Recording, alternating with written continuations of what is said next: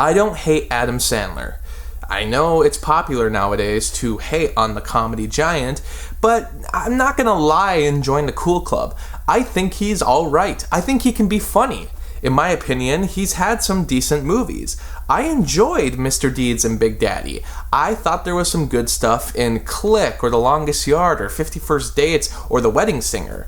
In recent years, it's starting to seem like he's having a bit of a resurgence. He had a stand-up special on Netflix, and he had a good dramatic performance in Uncut Gems, which was praised across the board. It is a good movie, and it's probably his best work. However, in the last couple years, I guess his comedies weren't making me laugh as much as they previously were. I thought That's My Boy was incredibly stupid. Just Go With It was pretty lame. And, I didn't even check out the stuff that's on Netflix. But Jack and Jill, well, I saw the trailer for that and I just skipped it because I just knew there was no way I'm going to waste my time on something like that.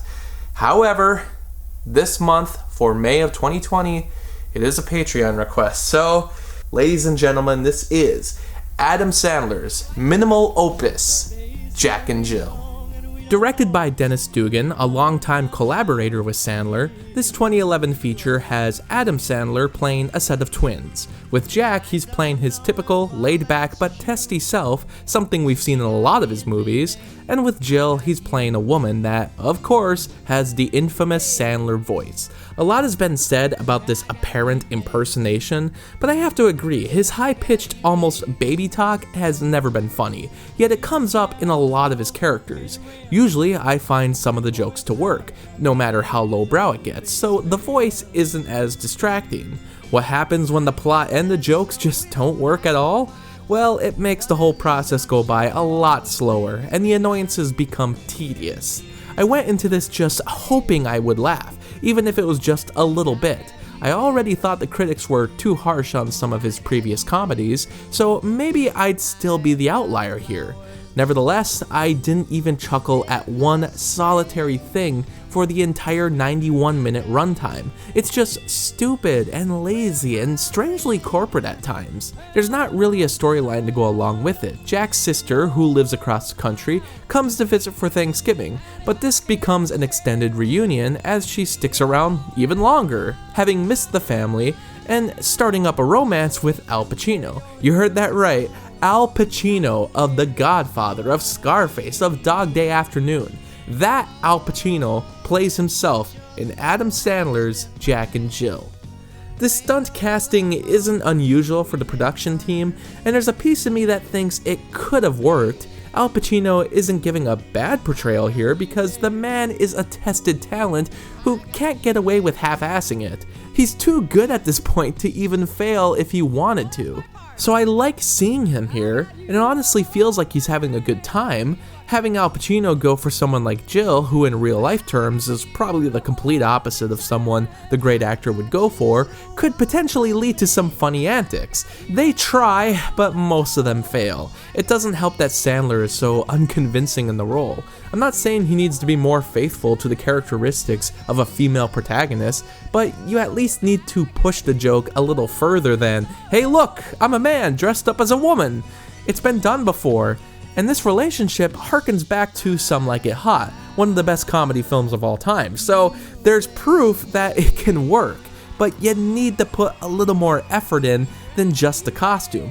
I know that's all the filmmakers thought they would need, because later, David Spade shows up as a woman too, and that's the joke, that's it. A man dressed up as a woman, this is the peak of comedy. It almost feels like a test for the director to see how bad they can make an already publicly reviled Happy Madison production, and they bring in all this impressive talent too. Katie Holmes, Tim Meadows, Drew Carey, Eugenio Derbez, Johnny Depp, even Dana Carvey is in this. When was the last time you even saw Dana Carvey in anything? They bring him out for the first time in years, and it's for this crap? Seriously? The unfortunate thing is, even with all the comedic heavyweights, there's not even any hilarious bits. Like, how do you have Norm Macdonald in this and he's not funny? I didn't even think that was possible. They also have so many random cameos, like Caitlyn Jenner is in this as the former Bruce Jenner, but why? For all the old school Olympic fans, or for the Kardashian fans, the ShamWow guy is in the restaurant scene, but didn't he go crazy sometime after this movie?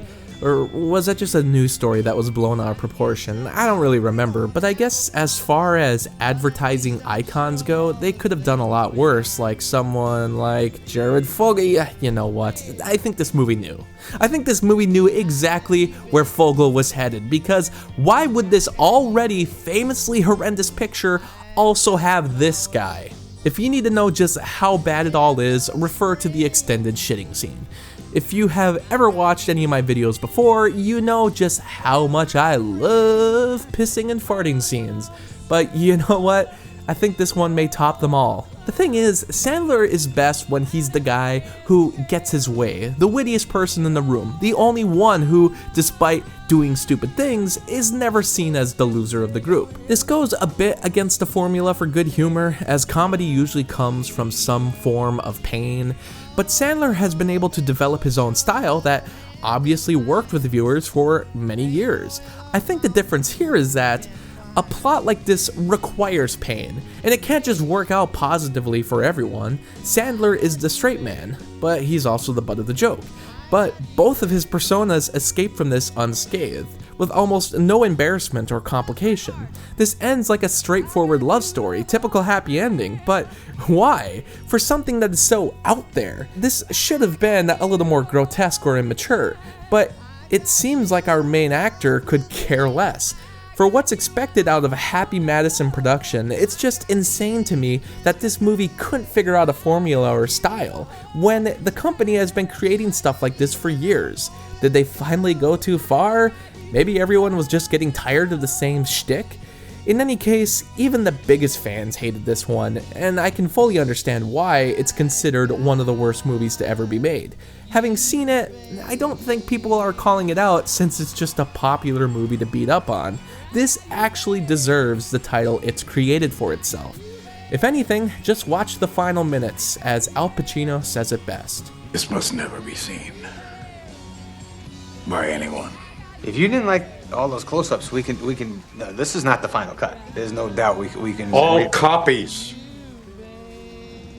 Destroy them. Thanks to Anthony for this Patreon request, and thanks to all my Patreon supporters. For only $7, you can get your own monthly movie review. Ask me to review anything I haven't already. There's also other perks like blogs, exclusive videos, and early access. You can also follow me on Facebook, Twitter, and Instagram. And thanks so much for watching this video.